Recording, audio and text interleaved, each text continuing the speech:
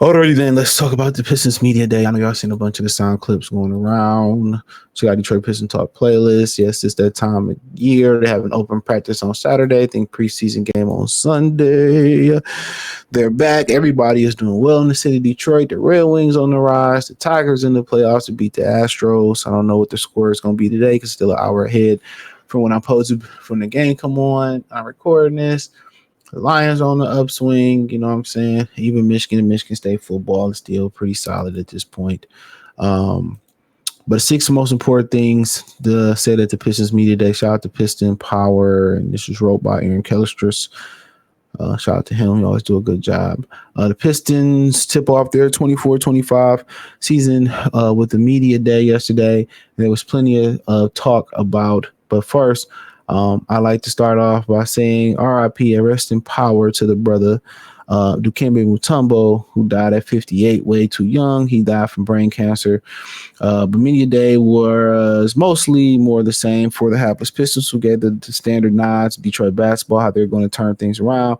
What else did you expect? They hardly going to say this is another placeholder team, so we hope to win enough games to keep the fans satisfied. But no, not so much that we lose our 2025 pick, but we'll be good in 3 years.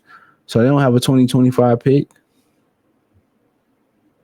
So we hope to win enough games to keep fans satisfied, but not so many to lose. Oh yeah, I forgot it's top protected like the next 3 years.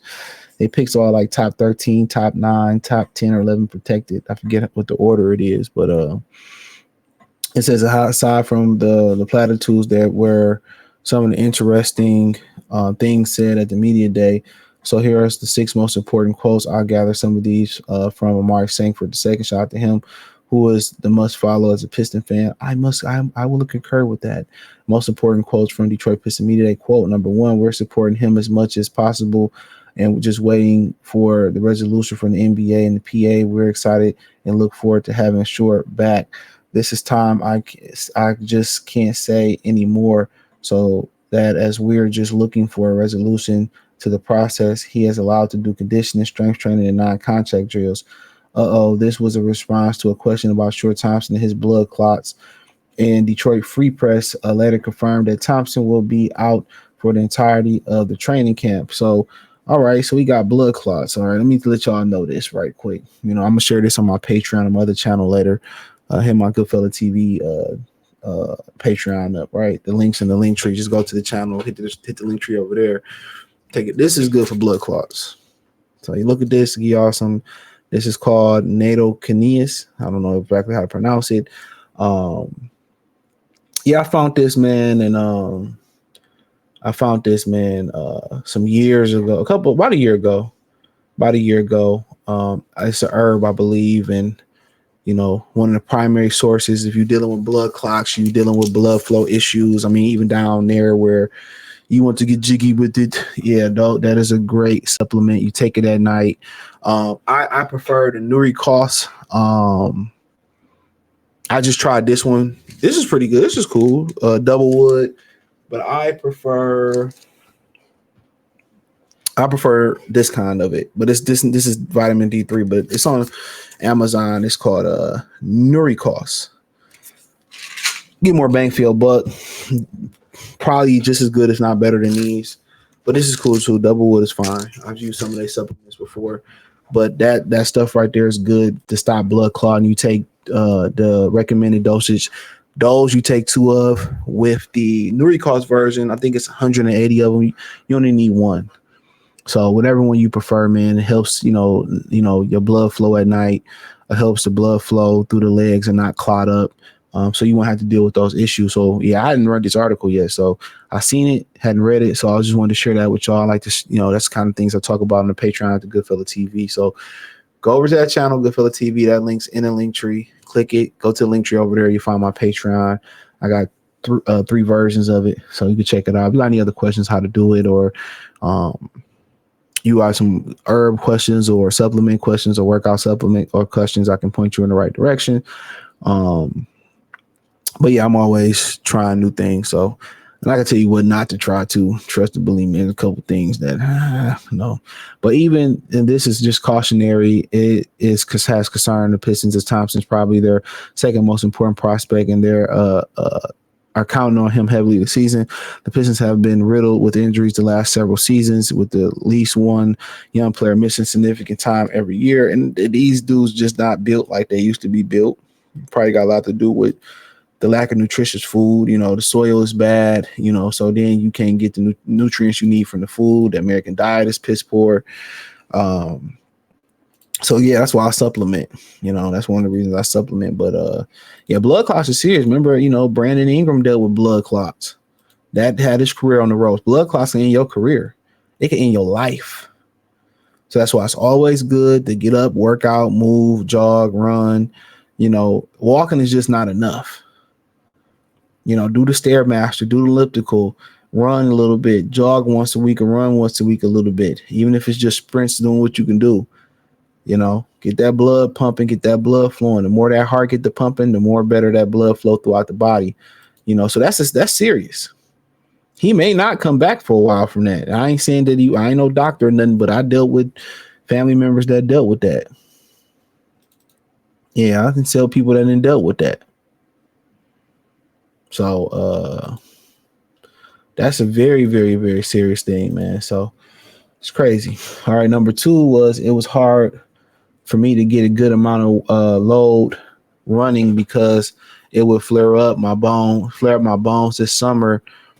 I didn't have that, so it was nice to be able to work and push myself further than I put since high school. So this was Kay Cunningham talking about the shin issues he had surgically repaired. This will now be the second season post-surgery, and it sounds as if he's finally fully healthy.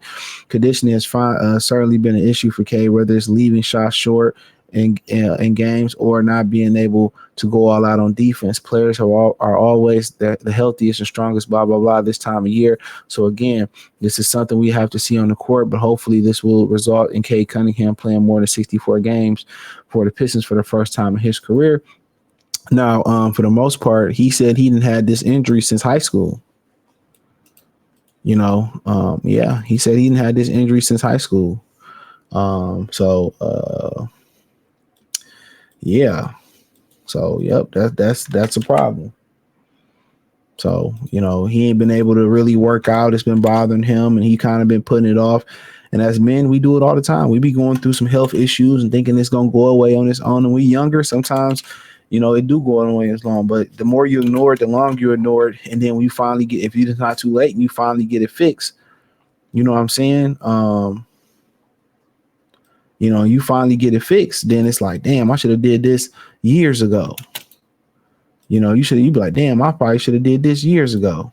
That's the first thing that we be saying. I should have did this years ago. So yeah. So that's the number one thing, That's the number one thing. Take care of it now.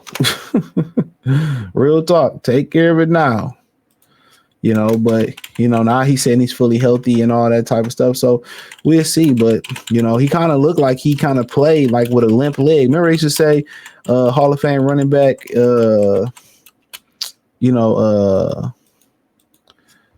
Curtis Martin used to run like he had a limp leg. You know what I'm saying? That's kind of Cade Cunningham remind me of a guy that like he kind of just gingerly be jogging up the court and stuff of that nature. You know what I'm saying? Like he don't seem 100%, fully healthy. So hopefully, now he healthy and he got that, he got that right that, he actually can really take off and do the things that he want to do. So hopefully that's the case for him. And he can really, really, really take off the way he wants to. So, I don't know why as men we always put stuff off, and we should just go ahead and nip it out the bud and get it out the way. So, but I seen the clip of him saying that he finally healthy and he finally got that together. So hopefully it means something and he could be better and more explosive. Number 3, there was only one Luka Doncic, but I definitely see a little bit in Cade, his height, how strong he is with the playing with the basketball. He has what it takes. There's no Luka, but he's damn near be close. So And I found this response from Tim Hardaway Jr. interesting as he joined the Pistons, have played most of the last 6 seasons with Luka Doncic. Kay Cunningham has been compared to Luka Doncic mostly because they are tall point guards, but this year Kay Cunningham has embraced some of Luka other qualities, name I think mainly scoring more efficiently. Um, Doncic shot 49% from the floor last season, over 38% from long range on over 10 attempts per game. That's a lot.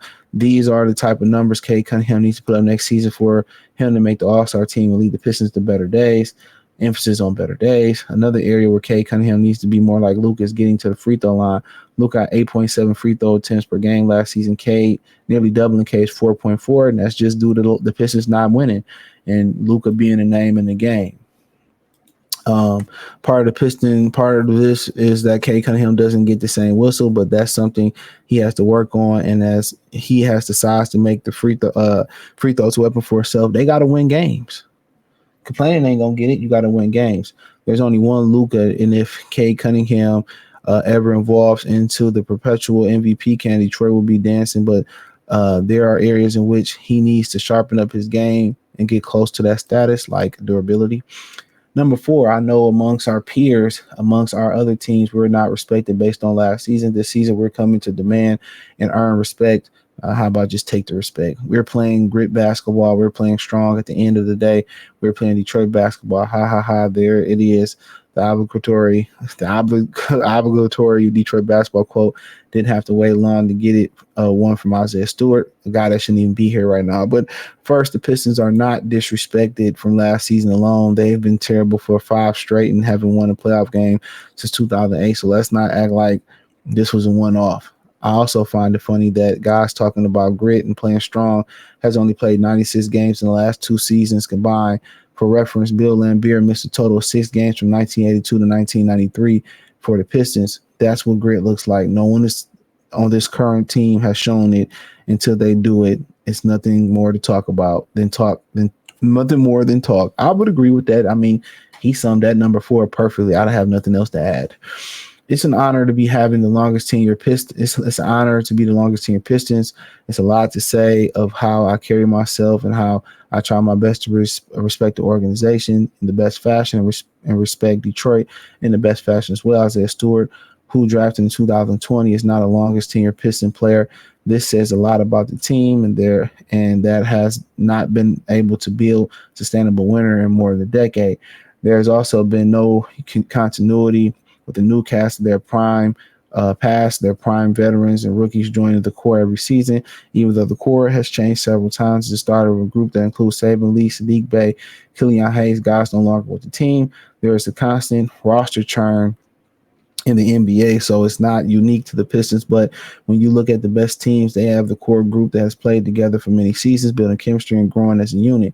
The Pistons have not had that with the constant fluctuations of players, fluctuating the players on and off the roster, and new starting lineup practically every night. That's because of injuries too. It's not likely to change anytime soon, as the veterans they have acquired are all on short-term deals, and some of the young players will likely be traded. Jay Ivey. There's Tigers made the playoff. The Lions made some noise last year and are this year as well. We want to be that team. The city is changing, and we want to make the push this season and play best basketball we can every night we step on the floor. Jay Ivey brought up something I've talked about, which is the hope that the Pistons succeed and the momentum from the other Detroit teams in Detroit will rub off on the Pistons. Let's face it, the Pistons have often played in front of the sparse and disinterested crowds over the past 5 seasons. You can't blame them, as the team has given them painfully little reason to be excited. But the Detroit is one of the best sports towns in America, the best.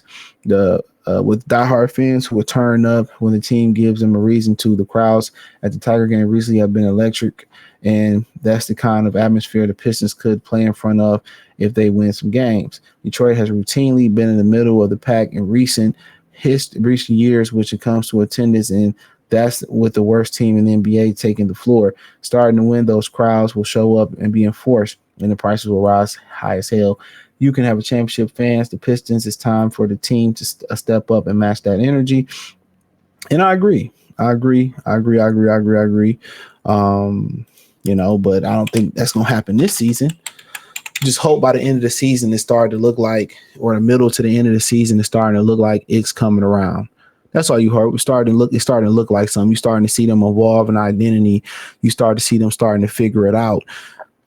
That's what you hope. That's what you hope. You hope that they start to figure it out. But yeah, that's the only thing you really can hope. They start to figure it out, man. But hey, let me know what you girls and guys think. Thumbs up the video, share the video, subscribe to the channel.